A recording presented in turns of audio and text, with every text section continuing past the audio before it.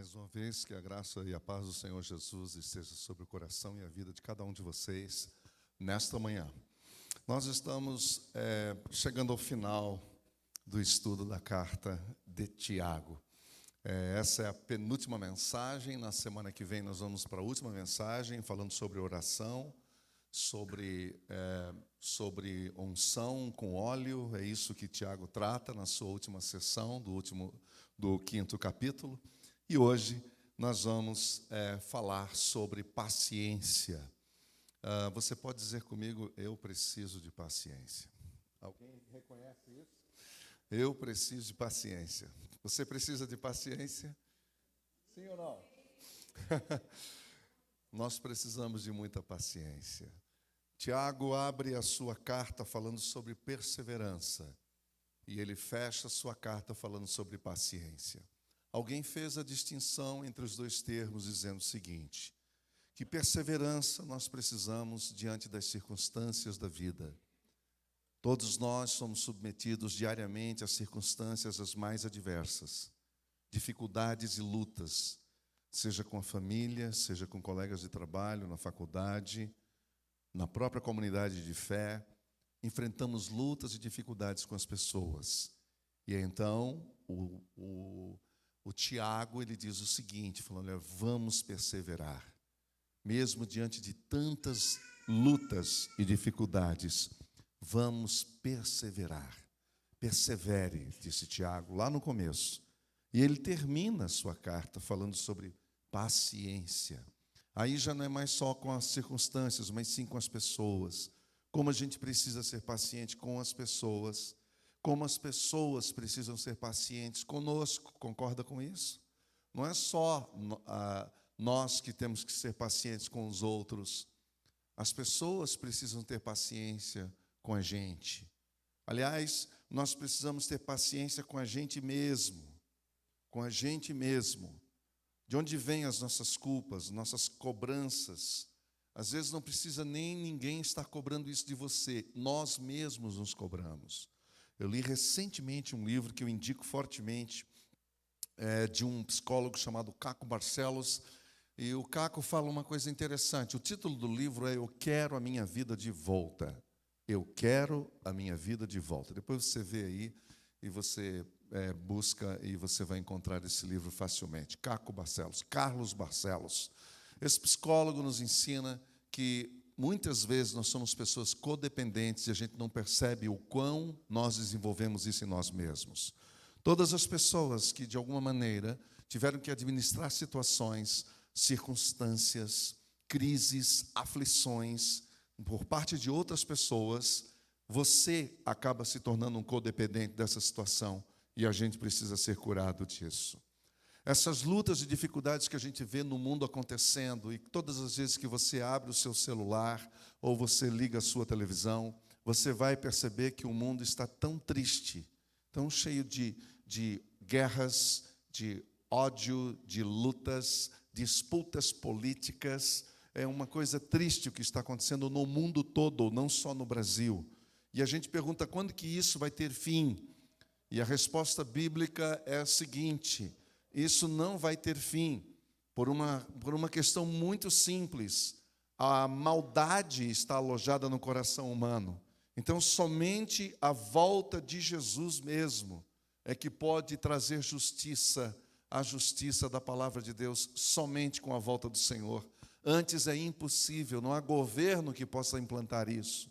Não há um partido político no mundo que possa implantar isso, que possa implantar a justiça real, porque a justiça real é aquela que vem de Deus. Então, Tiago aqui está recomendando paciência. A palavra paciência quer dizer permanecer firme no lugar, mesmo quando se deseja fugir. Alguém aqui já esteve nessa situação, num contexto onde você gostaria de fugir dali, de desaparecer daquele lugar. Tudo que você queria é estar num outro lugar. Ai, se Deus pudesse me levar para algum lugar. Eu não queria estar aqui nessa situação, enfrentando o que eu estou enfrentando. Eu estava lendo agora cedo uma oração de um homem de Deus chamado Davi. E ele, no Salmo 55, ele fala algo incrível. No verso 6, é uma música, é uma canção, nós não conhecemos o ritmo, mas temos a letra. E é interessante como ele abre o coração dele e ele fala exatamente isso. Quem dera eu tivesse asas como a pomba, eu voaria até encontrar repouso. E quando você começa a ler esse salmo, você vê que Davi está falando de lutas, e ele mesmo fala, de lutas não com os inimigos, não com aqueles adversários que ele já conhecia, não com aqueles vizinhos que estavam querendo destruí-lo, que estavam querendo invadir a sua nação e seu povo. Mas dessa vez Davi está enfrentando lutas com os próximos, gente que senta à mesa com ele, gente que faz parte da mesma casa, da mesma família. Isso é uma luta. E quantas vezes a gente encontra pessoas assim, com vontade de desaparecer, quando você está casado com alguém que você não vê mudança, não vê transformação, e aquela luta, aquela aflição dá vontade de fazer a oração que Davi fez. E a pergunta é: como experimentar essa paciência, essa perseverança que Tiago está nos ensinando aqui, essa perseverança paciente, enquanto o Senhor Jesus não volta? Aliás, a questão da volta do Senhor Jesus, ela pode e deve ser encarada de duas formas e de duas maneiras. Uma volta é a volta cósmica, a parousia. Já ouviu falar de parousia, a palavra grega para a segunda vinda de Cristo? Esta será mundial, será cósmica, todo o universo vai ver. É quando todo joelho se dobrará, toda língua confessará que Jesus Cristo é o Senhor. Esta é a volta de Jesus que vai realmente nos levar para a frente do trono de Deus. É quando finalmente todas as nações, todas as pessoas prestarão contas diante do Senhor. Mas para além disso, há uma outra volta. É a minha volta, é a sua volta. Porque talvez chegue os fins dos meus dias e dos seus dias, e o Senhor Jesus não teria ainda voltado conforme está nas Escrituras em Apocalipse, por exemplo. E o próprio Tiago fala sobre isso. Tiago está falando sobre isso porque para eles do primeiro século era muito iminente a volta de Jesus. Não é? Ele estava pensando que Jesus ia voltar logo mesmo, ali enquanto eles estavam em vida. Mas a gente sabe que um dia para o Senhor, não é? Para nós é como 1000 anos, e 1000 anos é como um dia. É muito importante a gente pensar nisso, porque nós temos que estar preparados para quando o Senhor Jesus nos chamar. Você nunca sabe. Como missionário, eu tive a oportunidade de participar de velórios de crianças de 10, 12, 15, 20 anos. Crianças com 25 anos, para mim é uma criança, não é? E 25 anos, imagina isso. Eu perdi mamãe com 49 anos, achei tão precoce aquilo. A gente nunca sabe qual é o dia, qual é a hora. Você nunca sabe quando você vai se encontrar com o Senhor Jesus. E quando esse dia chegar, eu e você temos que estar prontos, temos que estar preparados. Porque a morte nada mais é do que apenas a continuação daquela vida que nós já começamos aqui. Eu estou falando daqueles e daquelas que já se renderam aos pés de Jesus. Então, na prática, é exatamente isso. Você sai desta vida para entrar na vida eterna. Você sai dessa vida terrena e vai para a vida eterna. Você sai dos braços do Senhor aqui e encontra os braços dele abertos ali para nos receber.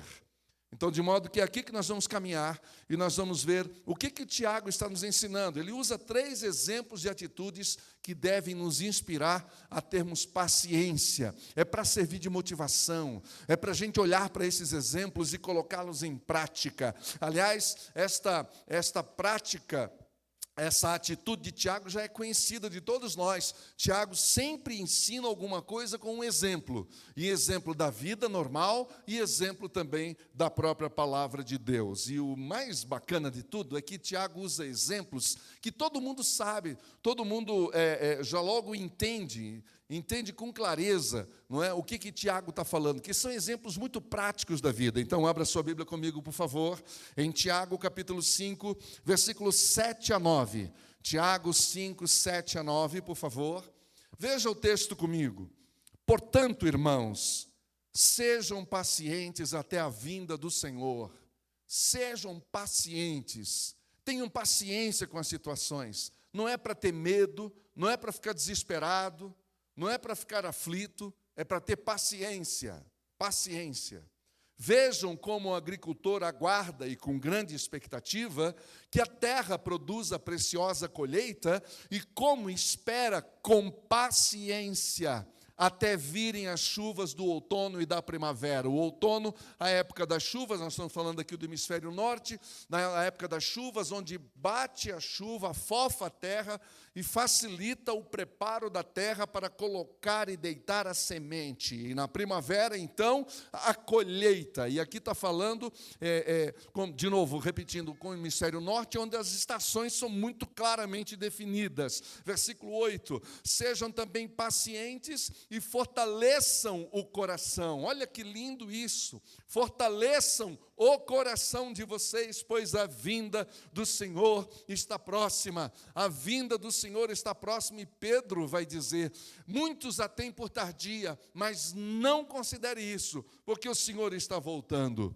Versículo 9 diz: irmãos, não se queixem uns dos outros, para que não sejam julgados. E aí de novo, o juiz está às portas. 3 referências sobre a segunda vinda de Cristo em apenas 3 versículos.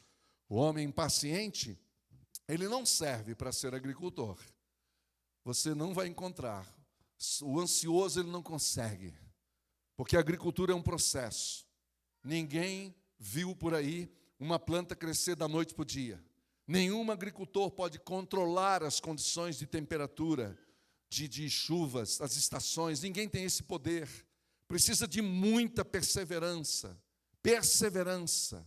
Gente ansiosa não consegue investir nisso, porque ele fica ansioso, ele arrebenta com a própria vida, porque ele não entende o processo da semeadura, que é um processo, o processo do plantio, a espera, a aguarda.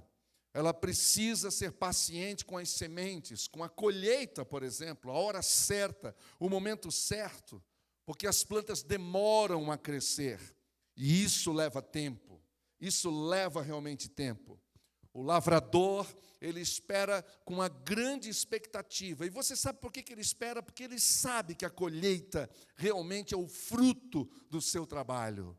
É a colheita que vai trazer o dom, o alimento para a casa dele, que vai levá-lo a pagar as suas contas. Isso é um tesouro precioso. A colheita, na verdade, faz a espera valer a pena. É essa colheita, é por isso que ele está ali. Se não houvesse colheita, por que ele ficaria ali? Por isso se diz: sejam pacientes e fortaleçam o coração de vocês, porque há uma colheita para ser feita, e o nosso coração precisa estar preparado, porque o nosso coração é o solo, e a semente é a palavra de Deus. E a pergunta que nós fazemos é: como está o seu coração para receber a palavra de Deus? Eu sei que nós vivemos tempos difíceis, onde as pessoas estão desanimadas, uma dificuldade imensa de querer buscar a Deus, de buscar a palavra de Deus, de estar participando de encontros como este. A nossa tendência é ficar em casa, há uma apatia espiritual. Mas eu digo a vocês que aqui estão: cuidem do coração de vocês, porque a palavra de Deus, ela permanece para sempre. Deus continua falando com o seu povo. Não deixe a sua sensação, não deixe os seus sentimentos, não deixe aquilo que você pensa tomar a decisão por você. Tome a atitude não pela emoção, mas pela fé. Diga: eu não estou bem, eu estou desanimado, eu estou cansado, mas o meu coração continua sendo o solo onde Deus vai plantar a sua semente e realizar o propósito dele na minha vida. Qual é o momento que você vive? Se fosse para designar uma estação para representar o seu momento, qual seria? Interessante, se você vai num país do hemisfério norte, onde todas as folhas caem, a sensação que você tem no inverno é que aquela planta está morta, dá a impressão que está morta. Eu me lembro disso quando eu cheguei perto de uma árvore, dizendo: meu Deus, será que secou isso? Parecia tão jovem, tão forte, tão linda no verão, na primavera. e eu peguei uma pequena lâmina e tirei um pedaço da casquinha e vi que estava vivo o negócio. Entendeu? Aparentemente, nós passamos por fases da nossa vida onde aparentemente há morte, onde não há folhas, onde não há flores, onde não há vigor, mas o mais importante é que a seiva continua correndo dentro de nós, e essa seiva chama-se Espírito Santo de Deus, que vai usar a sua palavra para mantê-lo vivo, para que no momento certo o Senhor vai te levantar e vai te honrar. Não é uma forma de fazer isso sem dor. Não existe isso. Esse processo exige paciência porque dói. E nós precisamos de paciência até a colheita. E a vontade de Deus para a nossa vida é que nós possamos dar frutos, e muitos frutos, e esses frutos não apenas venham, mas eles permaneçam e abençoem a vida de outras pessoas. Portanto, tenha paciência com a estação que você está passando. Tenha paciência. Mas ele nos faz um alerta no versículo 9. Ele diz: não se queixem uns dos outros, o juiz está às portas. O que Tiago, na verdade, está dizendo aqui é: não perca o foco, não se distraia, não perca o foco com conflitos, com contendas, se queixando uns dos outros, dando valor a picuinhas, a coisas pequenas, a pequenas confusões, a pequenas brigas, porque se nós empenharmos as nossas forças uns contra os outros, nós perderemos o foco na colheita. E é isso que o adversário quer. É isso que o adversário quer. Portanto, o primeiro exemplo de paciência, nós aprendemos com a lei da semeadura, a lei do agricultor, com o princípio da agricultura. O segundo exemplo de paciência vem dos profetas. E agora o versículo 10, acompanhem por favor. Irmãos, vocês observaram que esse pastor chama as pessoas com tanto amor, com tanto carinho de irmãos, meus irmãos. Nós estamos na mesma luta, nós estamos na mesma guerra, nós estamos no mesmo mundo, no mesmo solo. Irmãos queridos, tenham os profetas que falaram em nome do Senhor como exemplo de paciência diante do sofrimento. Olha o que Tiago está nos ensinando aqui. Tiago está nos dizendo que eles faziam sim a vontade de Deus e mesmo assim sofriam. Esses profetas deram uma vida para pregar a palavra de Deus e sofriam por causa disso. Eles pregavam em nome do Senhor e eram perseguidos. Podíamos citar vários aqui, veja, por exemplo, Isaías. Isaías foi um homem criado dentro do palácio, foi o que nós poderíamos chamar de profeta aristocrata, era do sangue azul, como a gente diz.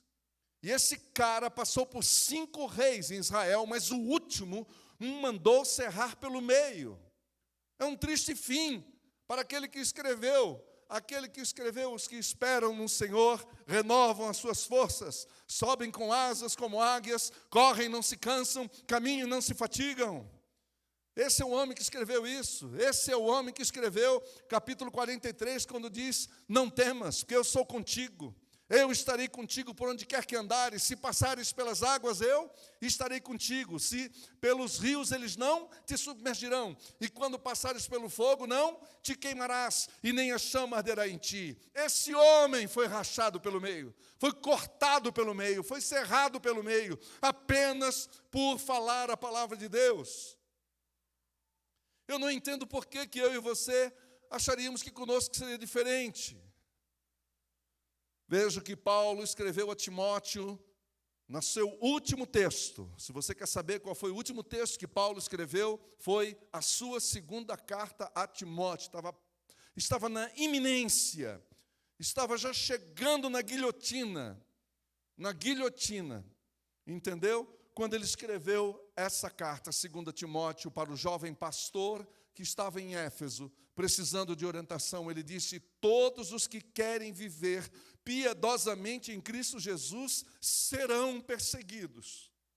Serão perseguidos. Aquele que deu a vida dele, que foi morto por pregar o Evangelho, entendeu? Já estava alertando o seu discípulo de que a coisa não é fácil, não é uma Disneylândia, não é um playground, não é uma farra, não é uma festa. Obediência pode trazer cruz e não só prazer e alívio. Conheço gente que se assustou quando viu as primeiras lutas. Disseram para mim que ser crente não era ter problema. Eu falei: quem disse isso? Onde você leu isso? Com tristeza, quero dizer, lhe enganaram, não lhe contaram a história completa. O que nos encoraja a continuar é que os profetas nos lembram que Deus cuida de nós quando nós sofremos por amor a Ele. Deus cuida de nós, ainda que não seja aqui a recompensa. Que aparentemente, por exemplo, você diria, Paulo como foi? Foi um derrotado. Isaías como foi? Foi um derrotado.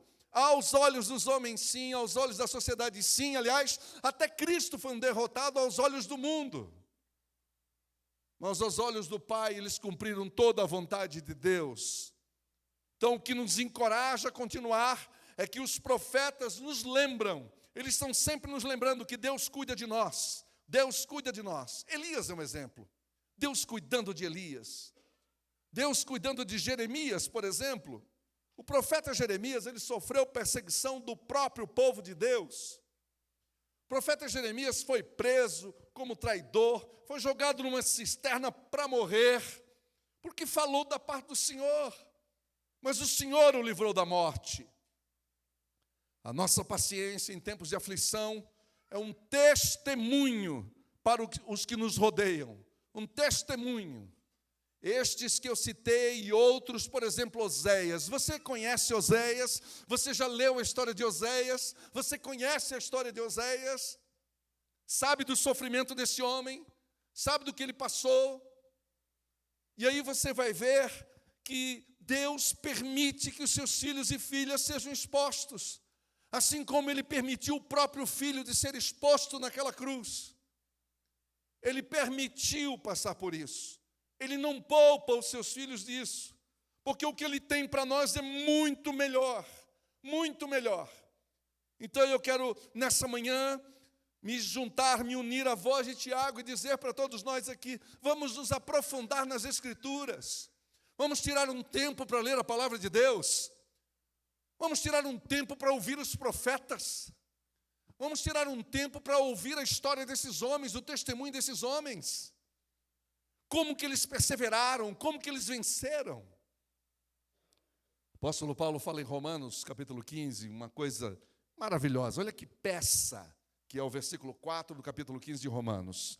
Pois tudo que foi escrito no passado, tudo, T-U-D-O, tudo o que foi escrito no passado foi escrito para nos ensinar, de forma que por meio da perseverança e do bom ânimo procedentes das Escrituras, mantenhamos a nossa esperança. Vamos ler juntos esse texto? Todo mundo junto comigo, vamos lá, do começo. Pois tudo o que foi escrito no passado foi escrito para nos ensinar, de forma que, por meio da perseverança e do bom ânimo, procedentes das Escrituras, mantenhamos a nossa esperança. Tá bom para você? Glória a Deus. Primeiro exemplo de paciência, aprendemos com o agricultor, o segundo com os profetas e o terceiro, a vida de Jó. A vida de Jó é um testemunho para nós. O que Tiago está querendo nos dizer é: não baixe a cabeça, não murmure, não fique reclamando, não se volte contra Deus, mas apenas confie no Senhor, vá para a presença de Deus, veja os testemunhos daqueles que nos antecederam, o testemunho desses homens e mulheres que nos antecederam. Não falamos dos homens, poderíamos falar das mulheres, sim, por que não? Que tal sobre a mãe de Moisés? Confiou ou não no Senhor? Que tal Esther? Confiou ou não no Senhor? Que tal Ruth? Confiou ou não no Senhor? Que tal Raabe? As últimas duas na genealogia de Jesus. Confiaram ou não no Senhor essas mulheres? Que tal Maria? Confiou ou não no Senhor? Leia os evangelhos e você vai ver que o coraçãozinho dela estava nas mãos do Senhor. A minha alma engrandece o Senhor, e o meu espírito se alegra em Deus, o meu Salvador. Confiança absoluta, esperança, olhando para o futuro. É isso que nós somos chamados. Versículo 11, 12, e aí nós vamos para o final. Versículo 11 diz: como vocês sabem, nós consideramos felizes aqueles que mostraram perseverança. Tiago está se incluindo aqui no grupo daqueles que que passaram, que deixaram um legado. Obviamente, como disse a vocês no início do estudo, em outros domingos, que este é o primeiro texto do Novo Testamento escrito provavelmente no ano 49, no ano 50. Esse é o primeiro texto do Novo Testamento. O primeiro escritor, o primeiro que editou, o primeiro que deixou uma herança maravilhosa, que é essa herança que nós temos aqui, que é uma preciosidade, que, na minha opinião, é um dos textos mais claros, mais contundentes, mais práticos de todo o Novo Testamento e, por causa disso, mais difícil também. Mais difícil de ler, mais difícil de absorver, mais difícil de degustar. É mais difícil, eu sei. Mas é importante passar por esse processo. Não fuja desse processo, que isso vai te levar à maturidade. Isso vai fazer de você um homem de verdade. A divisão entre meninos e homens, de meninas e mulheres de Deus, é aqui, é nesse chão do Evangelho que a gente aprende. Versículo 11, como vocês sabem, nós consideramos felizes aqueles que mostraram perseverança. Vocês ouviram falar sobre a paciência de Jó. E ele sabia que seus leitores sabiam tudo sobre a história de Jó. E viram o fim que o Senhor lhe proporcionou. Vocês ouviram o fim que o Senhor lhe proporcionou. Quando você lê a história toda, o Senhor é cheio de compaixão e de misericórdia. Porque quem começa a ler o livro de Jó e fica só no primeiro capítulo, vai ficar com ódio de Deus. Você tem que ler o livro todo, os 42 capítulos, senão você vai ficar com a leitura equivocada. Então você vai ter problema sério, certo? Vai ter problema sério. Se ficar só no capítulo 1, meu irmão, você cai da fé, como diz o outro lá. Você sai da fé. Você tem que ir para o 2, para o 3, para o 4 até o final. Quando você chegar no 38, você vai levar um susto. Quando chegar no 42, você vai dobrar o seu joelho e dizer: Senhor, obrigado por me entregar essa joia preciosa. Versículo 12.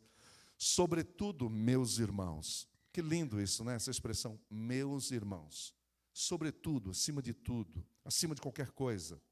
Não jurem nem pelo céu, nem pela terra. Não jurem nem pelo céu e nem pela terra, nem por qualquer outra coisa. Não jurem, não jurem.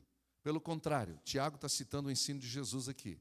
Tiago está citando o ensino de Jesus aqui. Pelo contrário, seja o sim de vocês sim, seja o sim de vocês sim, seja o sim de vocês sim, de fato sim, e o não, não, para que não caiam na condenação.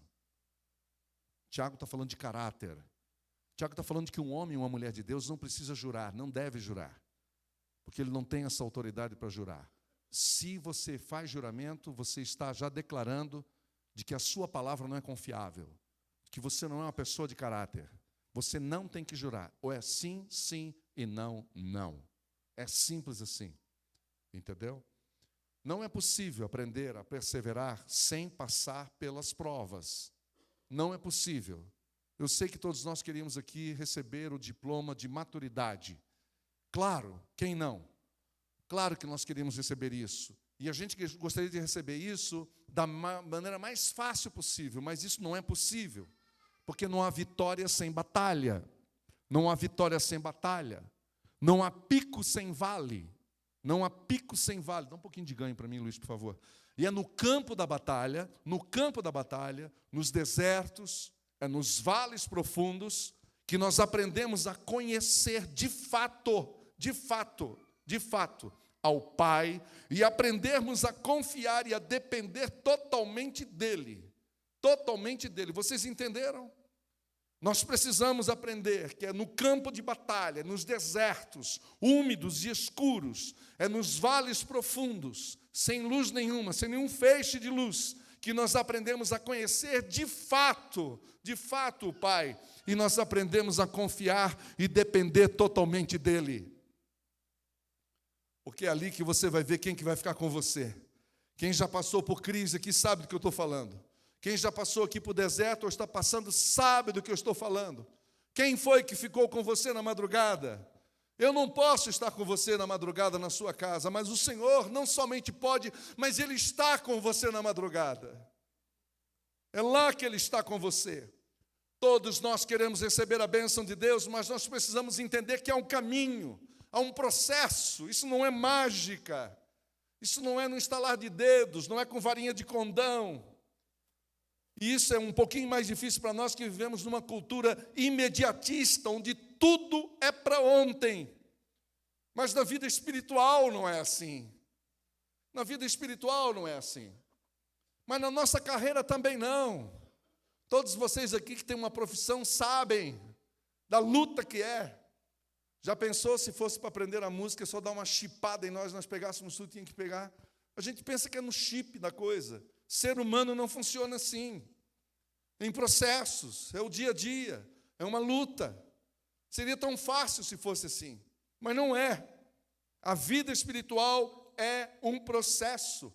Privilégios não são entregues desacompanhados de responsabilidade.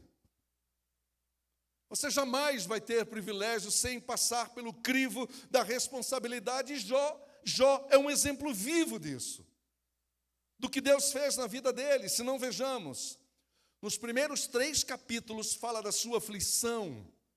Esse cara teve praticamente no mesmo dia a morte dos seus filhos e filhas. Morreram. No mesmo dia perdeu toda a sua riqueza, todo o seu rebanho. Todos os seus empregados foram assassinados. Todos. E a sua mulher sobreviveu, mas ela vivia dizendo para ele: amaldiçoa esse Deus e morre. Não foi isso? A maior parte, depois do capítulo 3, do livro, relata Jó se defendendo dos amigos, entre aspas. Já ouviram falar nos amigos de Jó? Até hoje eu confesso, eu não sei por que as sociedades bíblicas traduzem como amigos de Jó, porque de amigos ali não tinha nada. Eles não são amigos, são acusadores, são oportunistas. Eles estão despindo da sua própria culpa, lançando a culpa sobre o outro, dizendo: se está acontecendo isso com você, é porque você está em pecado. Com certeza você está em pecado. E Jó é aquele cara que o próprio Deus falou dele, quando Satanás veio à presença do Senhor no fim do dia, na viração do dia. O Senhor perguntou: observaste o meu servo Jó, homem íntegro, homem capaz? E daí vem a pergunta: por que homens e mulheres bons sofrem? Por que os bons sofrem? Por que gente séria sofre? Por que gente de caráter sofre? Por que isso acontece? E aqui é um grande e profundo vale que esse homem passa. E aí, voando no livro, chegando no capítulo 38 em diante, nós vemos Deus em ação, vindo ao encontro do seu filho Jó, e tendo conversas com ele, cara a cara, face to face, entendeu? Mostrando para Jó e revelando a Jó o quão pequeno ele era e quão grande e poderoso o Senhor era, que nunca deixou de colocar as mãos dele sobre a vida de Jó. É difícil de encontrar um exemplo de sofrimento maior do que esse. Quando ele clamou aos céus por respostas, recebeu silêncio, apenas o silêncio. Isso nos lembra de Jesus na cruz. Lembra-se disso? Eloi, Eloi, lama sabachthani. Deus meu, por que me desamparaste? Por que me desamparaste? Deus meu, por que me desamparaste? E aqui nós vemos Jó passando pela mesma situação, mas posso dizer uma coisa? Ele perseverou. Assim como Jesus perseverou, Jó perseverou. Satanás havia predito que Jó, ele ficaria impaciente com Deus e abandonaria sua fé, mas não foi o que aconteceu, porque Jó permaneceu firme. Agora é claro, né, gente? Jó era feito de carne e osso. É claro que ele teve as suas crises. Lógico que ele teve crise existencial, claro que sim. Claro que ele questionou qual seria a vontade de Deus em meio a tudo aquilo.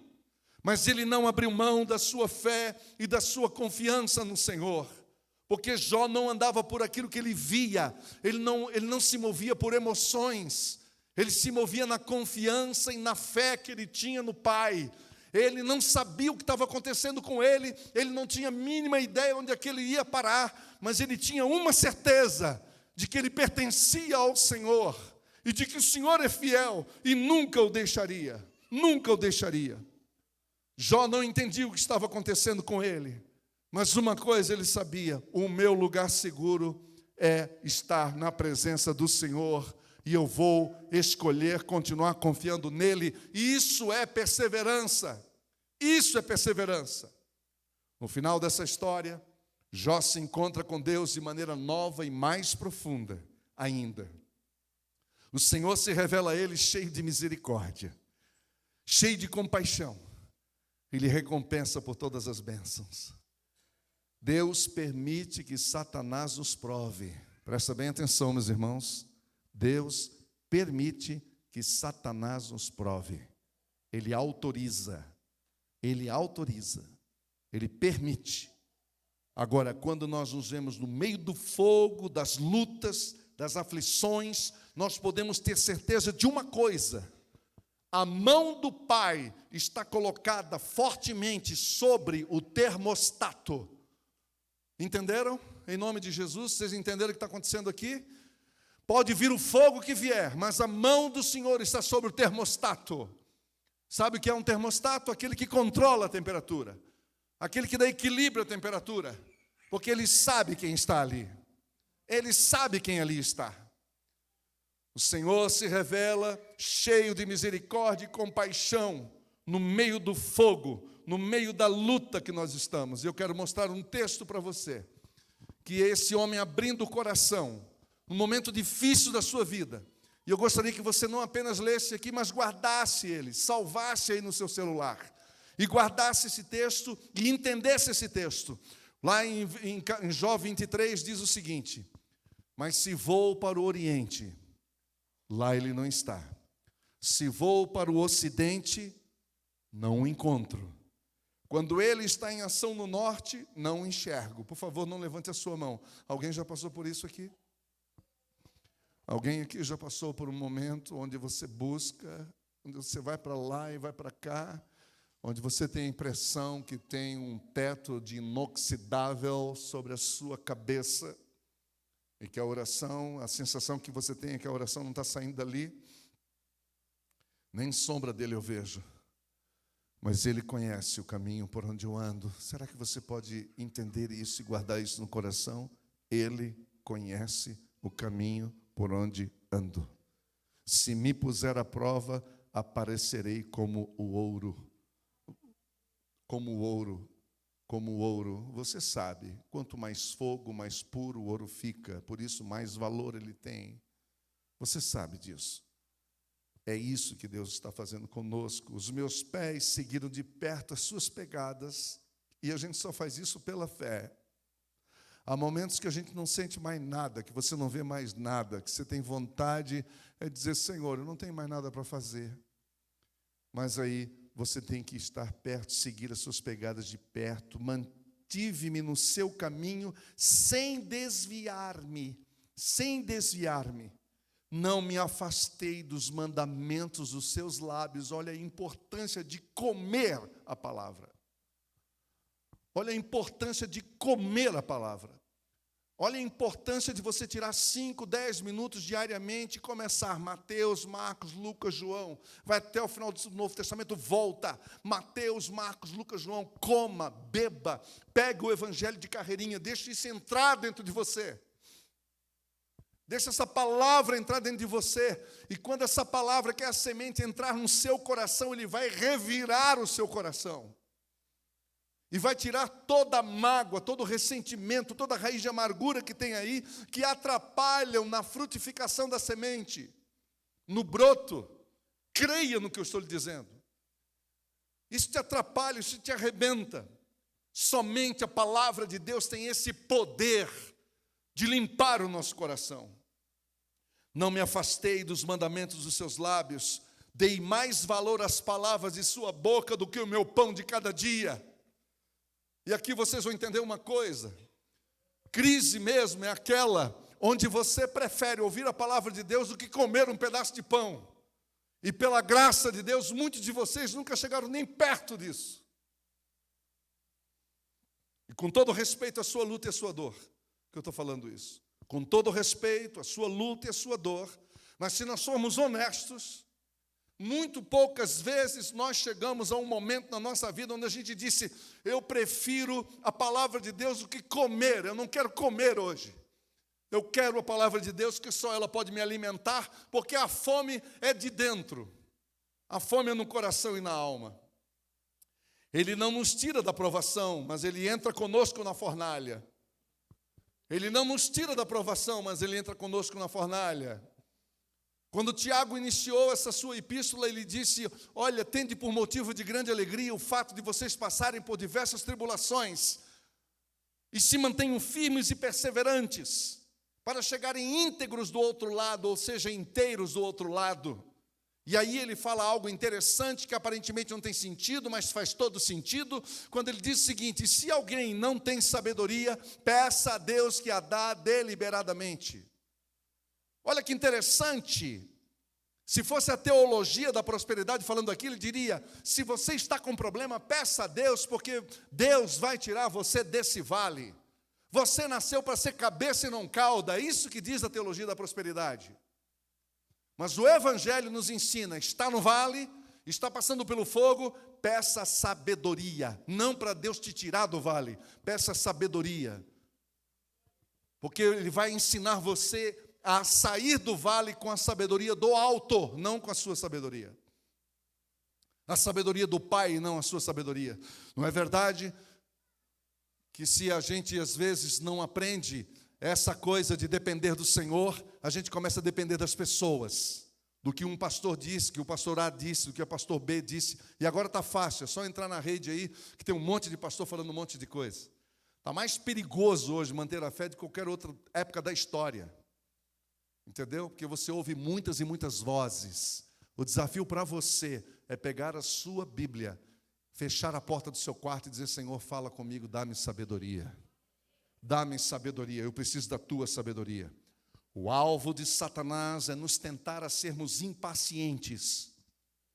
Eu vou citar 3 exemplos de homens de Deus que ficaram impacientes em algum momento da sua vida. O primeiro foi Moisés. Por que Moisés não entrou na terra prometida? Você sabe? Por que Moisés não entrou na terra prometida?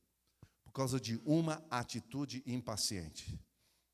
O Senhor disse: fale a rocha. O que ele fez? Ele falou a rocha? Não. Ele bateu na rocha. O Senhor falou: meu filho. E olha que Moisés é chamado o homem mais manso da terra. O segundo, Abraão. Abraão foi impaciente. Abraão estava esperando o seu filho. Ele já tinha recebido a promessa. A esposa fez uma sugestão e o erro de Abraão foi aceitar a proposta de Sara. Foi a impaciência de Abraão. E dessa relação com Agar, a sua escrava, nasce Ismael. E vocês conhecem a história dos árabes com os judeus até hoje, consequência de uma atitude impaciente de um homem que era chamado o amigo de Deus. Abraão era chamado de amigo de Deus. Então, espera um pouquinho. Se Moisés, o homem mais manso da terra, teve o seu tempo de impaciência, se Abraão, o amigo de Deus, foi impaciente e trouxe consequências desastrosas não só para ele, mas para toda a humanidade até hoje, por que não aconteceria com você? O terceiro exemplo é Pedro. Pedro teve várias atitudes de impaciência até o Pentecostes, todos nós sabemos.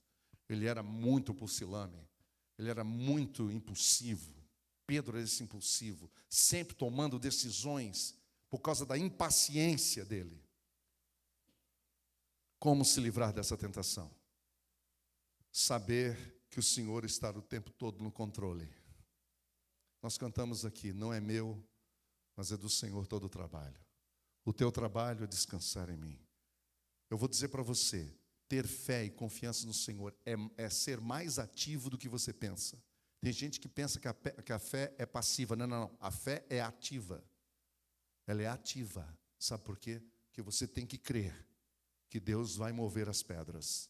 Você tem que crer e confiar que Ele vai mover. É confiar totalmente nele. Totalmente nele. Ontem os pais trouxeram as crianças para deixar aqui. Eu olhava para a carinha dos pais assim, você sabe como é que é, né? Deixar filho deles dormindo num lugar que eles não conhecem muito, numa equipe, tudo bem que é de igreja, mas a gente não é família. E para aquelas mães que não confiam nem na mãe dela para deixar a criança, você imagina o que é deixar filho aqui para passar uma noite. Então, é isso. Confiar no Senhor é isso. É pegar o seu bem mais precioso, entregar na mão do Pai e confiar que Ele está cuidando e Ele vai fazer melhor do que você imagina. Será que o Deus que criou você não sabe cuidar de você? Não sabe proteger você? Saber que Ele permite a prova para o nosso crescimento espiritual, para o nosso fortalecimento, para o fortalecimento do nosso caráter. Caráter. Provas vêm para trabalhar no nosso caráter. Confiar que a graça de Deus é suficiente para nós. Quando Paulo foi para a presença do Senhor, não uma, mas 3 vezes, ele pediu: Senhor, tira de mim esse espinho na carne. Tira de mim. Qual foi a resposta?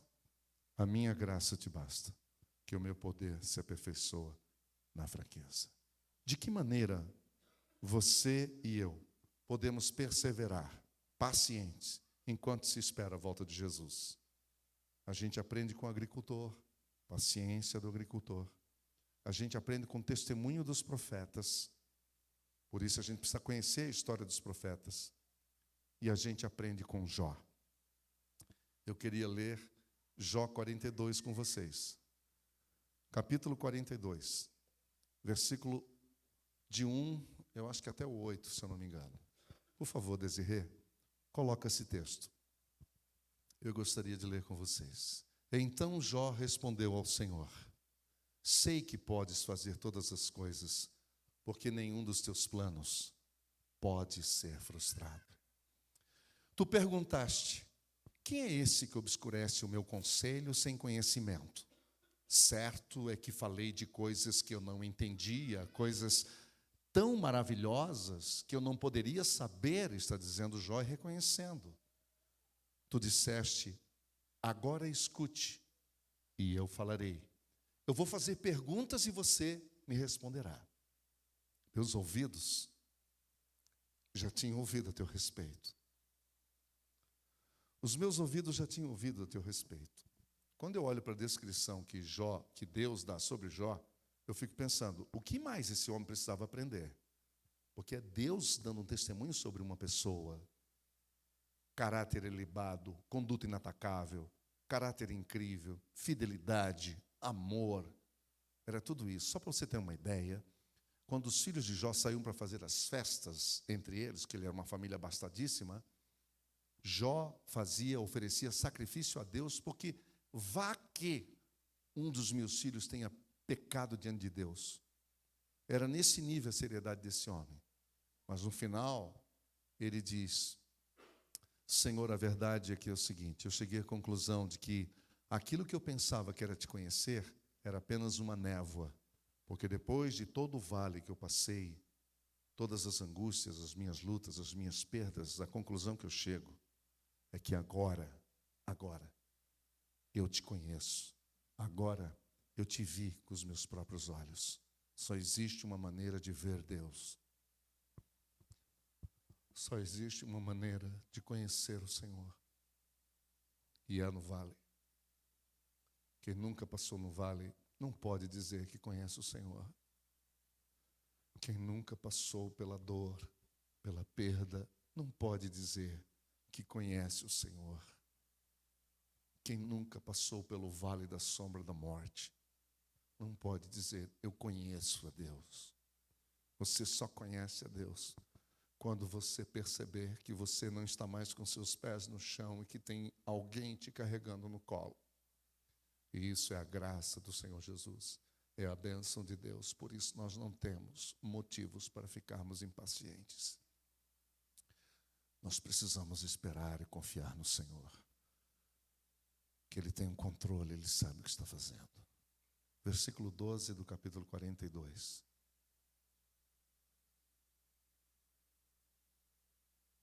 O Senhor abençoou o final da vida de Jó mais do que o início. Ele teve 14.000 ovelhas, 6.000 camelos, 1.000 juntas de boi e 1.000 jumentos. Aí coloca o 13, porque vai falar sobre os filhos. Também teve ainda 7 filhos e 3 filhas. E nunca abriu a sua boca contra Deus. Confiou o tempo todo e esperou. Não sei qual é a estação que você está vivendo hoje. Se é verão, primavera, inverno ou outono. Mas o que eu quero lhe dizer é que sobre todas as estações há um Deus que tem poder e que pode mudar coisas. Todas as coisas. Todas as coisas. Ele faz nevar onde nunca neva. E me fez lembrar de que em Santa Catarina, em Florianópolis, tem uma montanha, uma cadeia que a gente chama de Cambirela, é um nome indígena, e alguns anos atrás nevou, depois de mais de 90 anos, nevando lá em cima do Cambirela. Eu nasci lá, nunca tinha pensado nessa coisa, meus pais nunca me contaram, não sabia que isso tinha existido. Depois veio a explicação. De 90 em 90 anos, Deus pode levar neve para Florianópolis.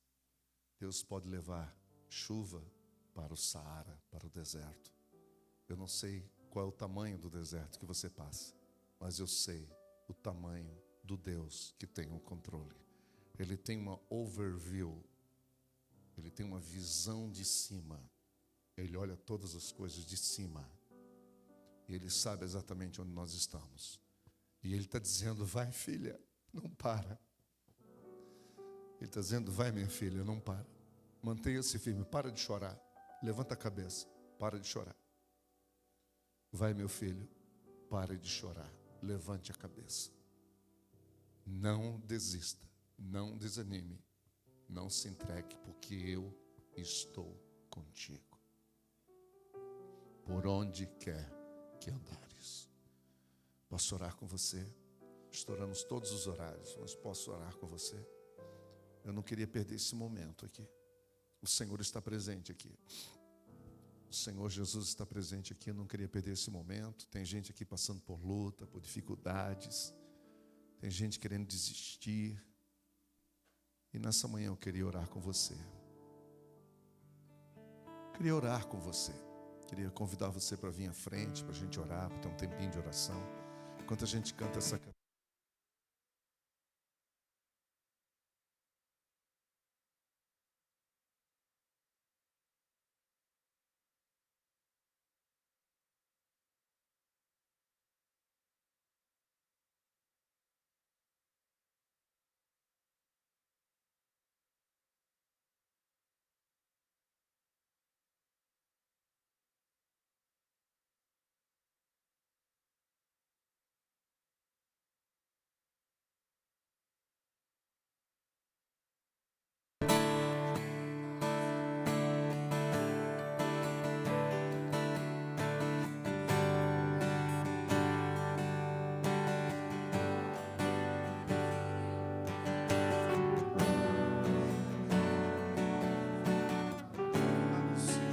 Seremos abalados, confiando em Ti, Jesus, confiando em nosso Deus, em Seu eterno amor. Não seremos abalados, não seremos abalados, não seremos abalados.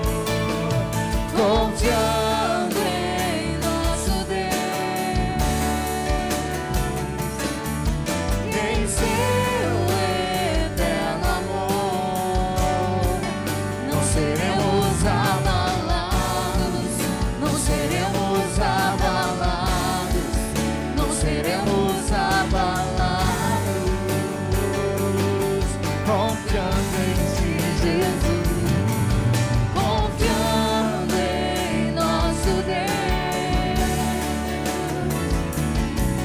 em Seu eterno amor, não seremos abalados, não seremos abalados, não seremos abalados.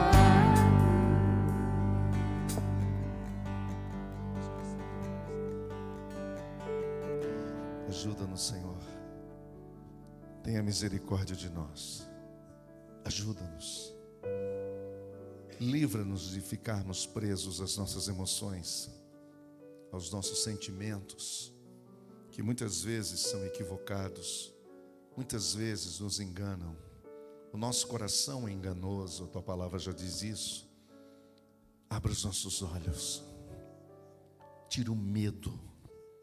Tira o nosso medo, todo o medo do meu coração, amém, meus irmãos? Eu já estou orando por você, eu vou fazer uma oração como se estivesse orando por mim, eu estou orando por você. Senhor, tira o medo do meu coração, tira o medo, a ansiedade, Senhor, que me rouba a Tua paz, que quer roubar a Tua paz, que quer roubar a Tua alegria, que quer roubar a Tua perseverança, a confiança em Ti, Senhor. Livra-nos da ansiedade, livra-nos, ó Deus, livra-nos, perdoa os nossos pecados, perdoa as nossas falhas, a nossa falta de confiança em Ti, a nossa falta de disciplina, Senhor. Perdoa-nos, ó Pai, ajuda-nos a termos disciplina na busca do alimento da Tua palavra, dá-nos amor pela Tua palavra, aumenta a nossa sede, a nossa fome pela Tua palavra. É isso que Satanás quer, Senhor, ele quer roubar de nós o alimento, quer roubar de nós a semente, mas o meu coração pertence a Ti, Jesus. Prepara o solo do meu coração, amém, meus irmãos? Vamos fazer essa oração pela fé, em nome de Jesus. Diga para o Senhor: Senhor, o meu coração é o solo onde o Senhor vai plantar a sua semente. O meu coração é o solo onde o Senhor vai plantar a sua semente. O meu coração é o solo onde o Senhor vai plantar a sua semente. Semeia, Senhor, na minha vida. Semeia, Senhor, afofa a terra, papai, traga quebrantamento para o meu coração, arrependimento, afofando essa terra, a falta de confissão, o pecado, o meu orgulho, enrijece, endurece o terreno, ele precisa ser trabalhado, a mágoa que está no meu coração, enrijece o terreno, venha trabalhar, Senhor, venha fazer chover as chuvas da primavera, para preparar a terra, para boa semente entrar no meu coração, para que eu cresça, para que eu amadureça, para que eu frutifique, Senhor, porque uma árvore só pode frutificar quando ela está madura, e a mesma coisa somos nós só podemos frutificar quando nós somos maduros em Ti. Então leva-nos à maturidade, a maturidade. Abençoe o coração dos meus irmãos, os homens que estão aqui. Quanta pressão está em cima dos homens, quanta luta, quanta dificuldade. Levanta a cabeça deles, não deixa-os ficarem no opróbrio, na vergonha. Eu já fiz essa oração tantas vezes na minha vida sobre mim mesmo, e agora oro pelos meus irmãos. Não os deixe ficar no opróbrio nem na vergonha. Levanta esses homens como varões, como homens de Deus, para a Tua glória, que eles não tenham medo da cruz, que eles não tenham medo da entrega deles na cruz, que eles possam se entregar integralmente diante da Tua cruz. E agora, Senhor, abençoa as minhas irmãs, as minhas queridas irmãs. Abraça as Tuas filhas que aqui estão. Veja o sofrimento delas, a dor delas. Não deixa elas se enganarem com as suas emoções. Não permita. Livra-nos, homens e mulheres, do alto engano. Livra-nos do alto engano. Nós queremos a realidade, e a realidade é Cristo, a realidade é o Evangelho, a realidade é a Tua Palavra. Muito obrigado por essa epístola maravilhosa. Obrigado pela Tua Palavra que chegou até nós. Abençoe o Teu povo, abençoa com a Tua graça, com a Tua bênção, e que a graça do nosso Senhor e Salvador Jesus Cristo, o amor eterno do nosso Deus e Pai, a comunhão e a consolação do Espírito Santo esteja sobre você, sobre a sua vida, sobre o seu coração nessa manhã, em nome de Jesus. Amém. Amém. Amém. Sente só um pouquinho que eu tenho 3 convites.